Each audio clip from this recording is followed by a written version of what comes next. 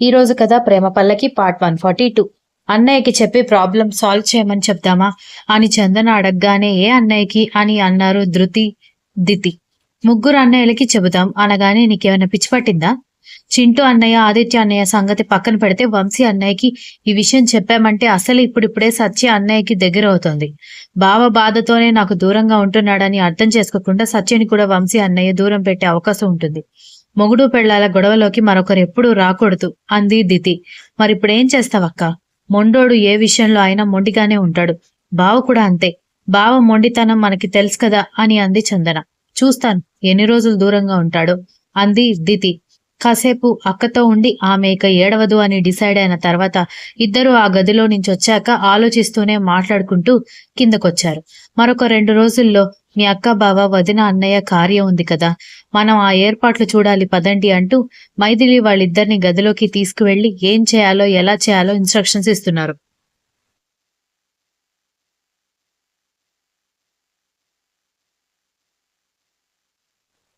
Business field లో friends తప్ప బంధువుల సంఖ్య చాలా తక్కువగానే కావడంతో పెళ్లిళ్ళకి వీళ్ళు తప్ప వేరే ఎవరిని ప్రత్యేకంగా పిలవాలని అనుకోలేదు. పైగా అమ్మాయి అబ్బాయి ఉంటే చాలు, మిగిలిన వాళ్లతో పనే ఉంది అని అనుకున్నారు. మొదటి రాత్రి కోసం గది అలంకరించడం, జంటల కోసం చేయించాల్సిన కార్యక్రమాల కోసం పెద్దవాళ్లు పనులు చూసుకుంటూ ఉంటే శక్తి ఎప్పట్లాగానే మౌనంగా ఉన్నాడు ఆ రోజు కూడా. అతని ప్రవర్తన అంతకంతకు ఆమెలో బాధని రగిలిస్తూ ఉండడంతో ఆమె కూడా అతన్ని కదిలించి ఇబ్బంది పెట్టలేదు. తను మాట్లాడకపోతే దగ్గరకొచ్చి ఏమైందని అడిగే భార్య ఈరోజు సైలెంట్ గా ఉండేసరికి శక్తి కూడా ఆమెని గమనించి మౌనంగా వాళ్ళ మావయ్య లేదో చెబుతూ ఉంటే వింటూ ఆ తర్వాత ఉదయాన్నే ఆఫీస్కి వెళ్లాలని చెప్పి దితిని తీసుకుని ఇంటికి వెళ్ళిపోయాడు. ఆ 2 రోజులు మౌనంగానే గడిచిపోయాయి. ఇద్దరిలో ఒకరితో ఒకరికి మాట్లాడాలని ఉన్నా ఏదో అడ్డంకి అడ్డుగా ఉన్నట్టుగా అనిపిస్తోంది. ఇక అంతులేని అగాధాన్ని చూసిన సత్యవంశీ మాత్రం అన్యోన్య జంటలాగా నవ్వులు ముద్దులు మురిపాలతో గడిపేస్తూ ఇంట్లో వాళ్ళకి కాస్త ప్రశాంతతను కలిగించారు. ఈ రోజు మీ కార్యం ఉంది కాబట్టి ముందు దేవుడి ఆశీర్వాదాలతో మొదలు పెడితే బాగుంటుంది. మీరు గుడికి వెళ్ళిరండి అంటూ ఆదిత్య వాళ్ళకి, శక్తి వాళ్ళకి, అటు రేవతి ఇటు మైథిలి వాళ్ళు చెప్పడంతో మాకు ఆఫీస్ ఉంది మమ్మీ అని శక్తి, ఆదిత్య ఒకేసారి అన్నారు. కార్యం రోజు కూడా ఆఫీస్ ఆఫీస్ అంటూ ఏంట్రా మీ గోల? అప్పటికి మీరు తాపత్రయపడతారని అనుకుంటూ ఉంటే ఇలా అంటి ముట్టనట్టు మాట్లాడుతున్నారా ఏంటని కోపగించుకోవడంతో ఇక తప్పక దితిని తీసుకుని శక్తి, నిత్యం తీసుకుని ఆదిత్య గుడికి బయలుదేరారు. 2 జంటలు వెళ్ళింది ఒకే గుడికి కావడంతో కారులో నుంచి దిగేటప్పుడు ఎదురెదురు పడేసరికి వదిన మరదలిద్దరూ మాట్లాడుకుంటూ గుడిలోకెళ్తే బావ, బావమర్ది కూడా వెనుకనే మాట్లాడుకుంటూ గుడిలోకెళ్లారు.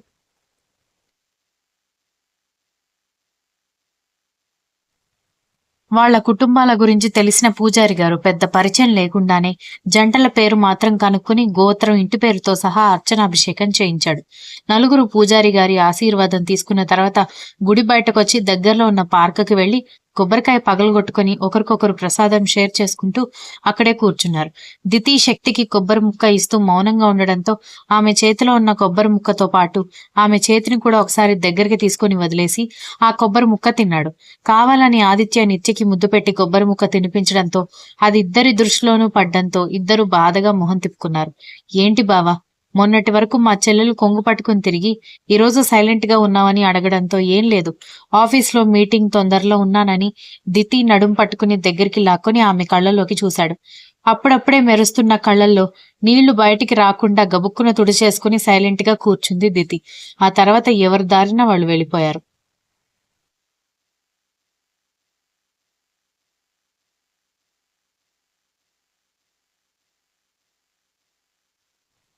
సిద్ధం చేయడం అయిపోగానే మల్లెపూలు పెడుతూ ఉంటే తన రూపాన్ని తనే కన్నార్పకుండా దితి చూసుకుంటూ ఉంటే మనవరాలి బుగ్గలు గిల్లేస్తూ నిన్ను నువ్వు అంతసేపు చూసుకోకే, ముందే దిష్టి పెట్టుకోకు, నిన్ను చూపులతోనే దిష్టి పెట్టడానికి నీ మొగుడు ఉన్నాడు కదా అని అంటూ బుగ్గల మీద ముద్దు పెట్టుకుంది హైందవి.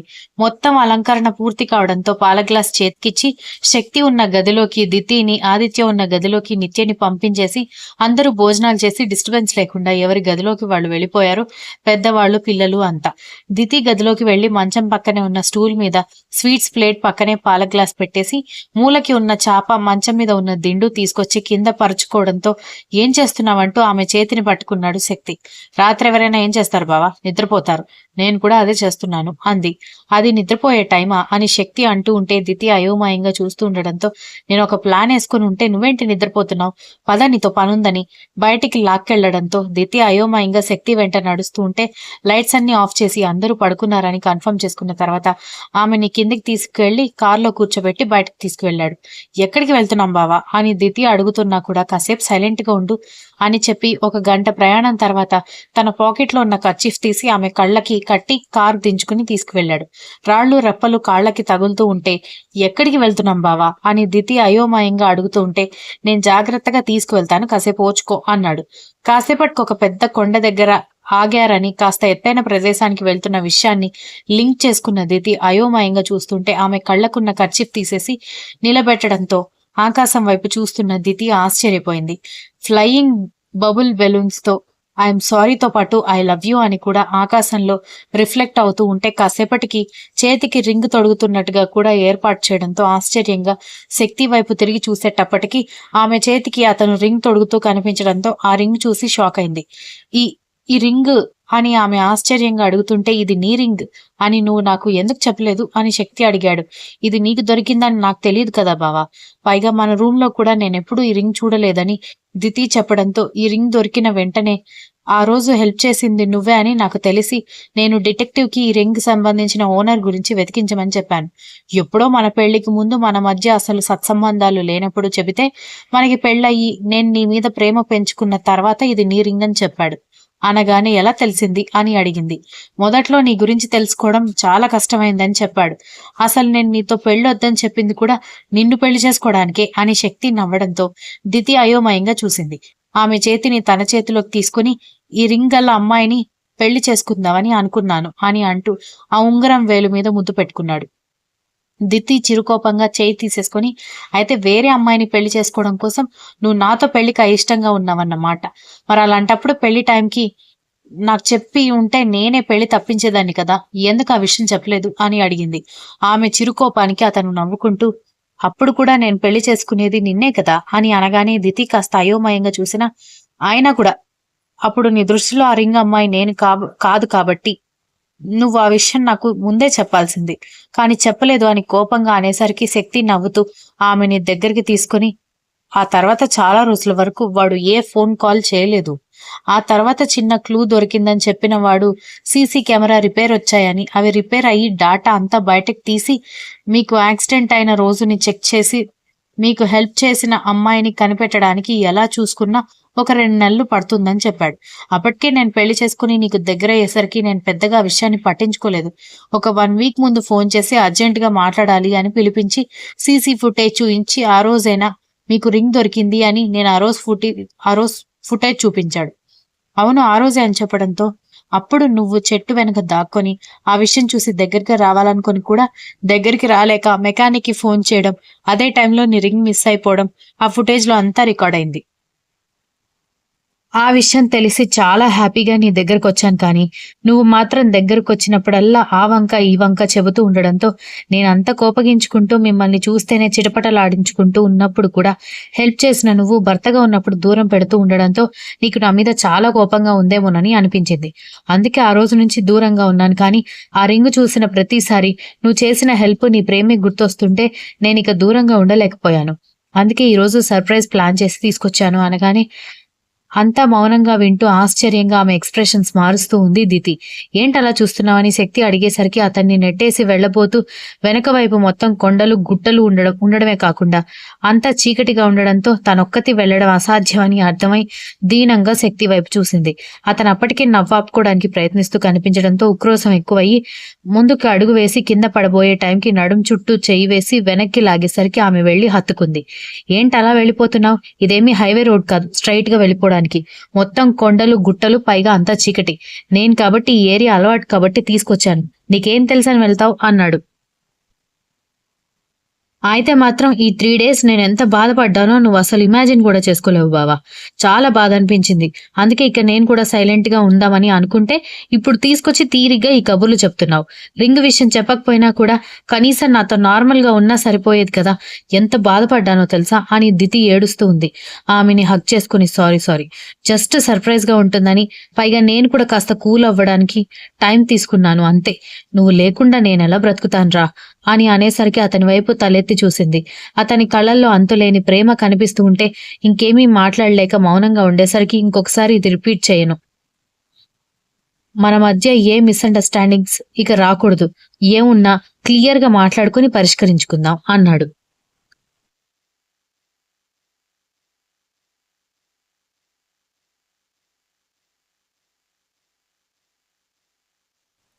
దితి కన్నీళ్లతో సరే అన్నట్టుగా తలాడించడంతో ఆమెని తన కౌగిలిలో బంధించేసరికి అతన్ని గాఢంగా చుట్టేస్తే ఆమె తలలో ఉన్న మల్లెపూలు అక్కడి నుంచి వస్తున్న ఈదుగాలికి కమ్మటి వాసనల్ని అతని ముక్కుకి తగిలేలా చేస్తూ ఉంటే, బేబీ ఇక్కడ ఒక రిసార్ట్ ఉంది వెళ్దామా?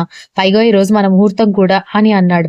హా, పెద్ద త్యాగశీలివి కదా, లైఫ్ లాంగ్ బ్రహ్మచారిగా ఉంటూ రొమాన్స్ త్యాగం చెయ్యి అనగానే, అంత మాట అనకు తల్లి, ఇప్పటికే ఇంత అందమైన పెళ్ళాన్ని చూస్తూ ఇంకా దూరంగా ఉండడం నా వల్ల కాదని అనేసరికి అతనికి కనిపించకుండా నవ్వుకుంది. తన వైపు ప్రేమగా చూస్తున్న బావని చూసి తడబడుతూ మొహం తిప్పుకొని, ఇంటికి వెళ్దాం బావా, ఇలా తెలియని ప్లేస్, ముద్దు మురిపాలు, అది కూడా చీకట్లో అస్సలు సేఫ్ కాదని అనేసరికి ఇంటికి వెళ్లే వరకు సైలెంట్ గా ఉండడం నా వల్ల కాదు అన్నాడు.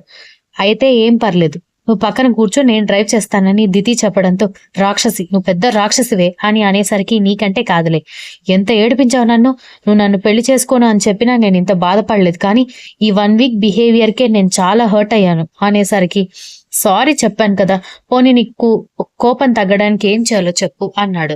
ఐస్ క్రీమ్ కావాలి అని అడిగేసరికి చుట్టూ చూసి, ఇక్కడ ఐస్ క్రీమ్స్ దొరకవే బాబు, ఆ రిసార్ట్ కి వెళ్ళినా ఫ్రూట్ సలాడ్ లేదంటే డిన్నర్ ఐటమ్స్ దొరుకుతాయి, కానీ ఐస్ క్రీమ్ దొరకాలంటే మనం మళ్ళీ సిటీకే వెళ్ళాలి అని అనడంతో, అందుకే కదా వెళ్దామని అంటున్నాను అనగానే తల కొట్టుకుని, నువ్వెలాగో వినవు కానీ పద అని అక్కడి నుంచి లాక్కెళ్ళిపోయాడు.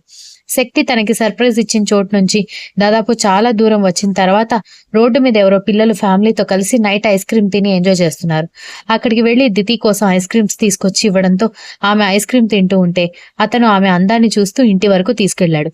శక్తి డోర్ దగ్గరికి వెళ్లి పని మనిషికి కాల్ చేయడంతో వచ్చి డోర్ ఓపెన్ చేయగా దితిని తీసుకుని లోపలికి వెళ్తూ ఉంటే, అప్పుడు వాటర్ కోసం కిందికి వస్తున్న హైందవి వాళ్ళిద్దరిని చూసి, మీరిద్దరూ ఎక్కడికి వెళ్ళొస్తున్నారు, ఈ రోజు మర్చిపోయారా అంది కోపంగా. దాంతో వాళ్ళిద్దరూ కంగారు పడుతూ, ఏం లేదు నానమ్మ, కొన్ని రోజుల నుంచి నేను బావ సరిగ్గా మాట్లాడుకోవట్లేదు, దాంతో నన్ను కూల్ చేయడం కోసం రింగ్ ఇచ్చి ప్రపోజ్ చేయడానికి తీసుకువెళ్ళాడని చేయి చూపించడంతో ఏడ్చినట్టే ఉంది. నీ రింగ్ నీకిచ్చి ప్రపోజ్ చేయడం ఏంటే, ఎరా బిజినెస్ లో బాగానే సంపాదిస్తున్నావు కదా, నీ డబ్బుతో కొనిపెట్టచ్చు కదా అని ఆ ఉంగరాన్ని గుర్తుపట్టిన ఆవిడ చెప్పడంతో, అంటే ఉంగరం పోయింది నానమ్మ, బావ దాన్ని మళ్ళీ వెతికి తీసుకొచ్చి కొత్తగా ప్రెజెంట్ చేశాడని చెప్పింది. సరే ముందైతే గదిలోకి వెళ్ళండి అని తన చేతికున్న స్మార్ట్ వాచ్ వైపు చూసి, ముహూర్తం దాటిపోవడానికి ఇంకొక 10 నిమిషాలు మాత్రమే ఉంది, మీరేం చేస్తారో తెలీదు, వెళ్ళండి అంటూ ఇద్దరిని తోసేయడంతో ఇద్దరు అయోమయంగా ఒకరి మొహం ఒకరు చూసుకుంటూనే గదిలోకి వెళ్ళిపోయారు. ఈ పిల్లలకి ఏ మాత్రం బాధ్యత లేదు, సర్ప్రైజ్లు గిఫ్ట్లు ఇవ్వడానికి వేరే ఏ రోజు దొరకనట్టు ముహూర్తానికి ఇంతసేపు వెళ్లబుచ్చారు అనుకుంటూ బాటిల్లో నీళ్లు నింపుకొని దొంగలాగా చూస్తున్న పని మనిషిని, నువ్వేనా వాళ్ళకి హెల్ప్ చేసిందని తిట్టుకుంటూ వెళ్లిపోయింది హైందవి. గదిలోకి వెళ్లేసరికి పూల సువాసన వెదజల్లుతూ రారమ్మని ఆహ్వానిస్తూ పలికేసరికి దితి తలదించుకుని శక్తి నవ్వుతూ ఆమె వైపు చూసేసరికి ఆమె అప్పటికే సిగ్గుపడుతూ తలదించుకుని కనిపించడంతో, బేబీ అని గుసగుసగా అడిగాడు. శక్తిని తోసేసి పరిగెత్తడంతో, ఓయ్ ఆల్రెడీ రెడీ అయ్యావు నువ్వు, వెళ్లి మళ్ళీ నన్ను అందమైన చీరలతో సర్ప్రైజ్ చేయాల్సిన అవసరం లేదు అన్నాడు. దితి పరిపూర్ణంగా భార్యగా శక్తికి మారిపోవడానికి సిద్ధపడుతూ అతని మెడ చుట్టూ చేతులు వేయడంతో ఆమె పెదవులను అందుకొని ఆమె నడుం చుట్టూ చేవేసి దగ్గరికి తీసుకున్నాడు. మరొక వైపు ఆదిత్య, నిత్య కూడా తమదైన ప్రేమలోకంలో విహరిస్తూ దాంపత్య జీవితానికి ముందడుగులు వేస్తూ పిల్లగాలిని, చందమామని తరిమి కొట్టేస్తూ ప్రణయ కావ్యాలని రాశారు. Continuous. If you like the story, please like, share, comment and don't forget to subscribe.